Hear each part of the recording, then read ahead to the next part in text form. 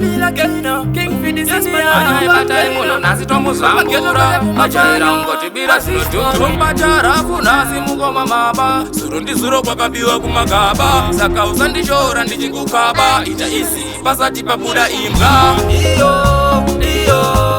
Panu batai bafayo Batai guyo Ano shitike Fana sidambura musweyo Iyo Panu batai bafayo Batai guyo Ano shitike Fana sidambura musweyo Tanga tanzo nekubirwa mumaraini Nosiva usi wanjoda kukutapanya wani Kaonu kako kekushandiswa na satani Nasu unofiza toku sungane twaini Nasi kwa wabira akusi Sandiwe ere wakapapo ukasia juicy Usada kuti nyepera hausi na stock tosonya ukabuda pa nyusi Iyo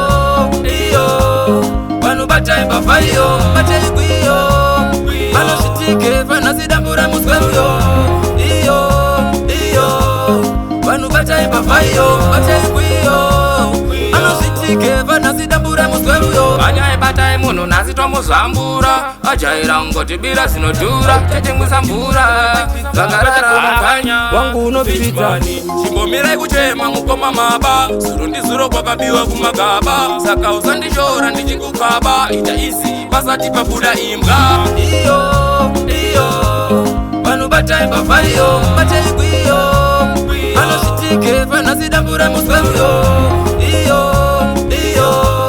Panu batai bafayo Batai guyo Ano shitike fana sidambura musweyo Tanga tanzo nekubirwa mumaraini Nosiva usi wanjoda kukutapanya wani Kaonu kako kekushandiswa na satani Nasu unofiza toku sungane twaini Nasi kwa wabira akusi Sandiwe ere wakapapo ukasia juicy Usada kuti nyepera hausi na stock tosonya ukabuda pa nyusi Iyo Panu batai bafayo Batai guyo Ano shitike fana sidambura musweyo Iyo Panu batai bafayo Batai guyo Ano shitike fana sidambura musweyo Nekutsara mweya watambuza Kitorese kukubina rakupapatidza Auchachigone chimurenga wabatidza Wangu unopfidza Voice dzakupipira nehasha Medzai firiji mishasha Makokasi kugova chidya marasha Nasi tomurova nedza urumu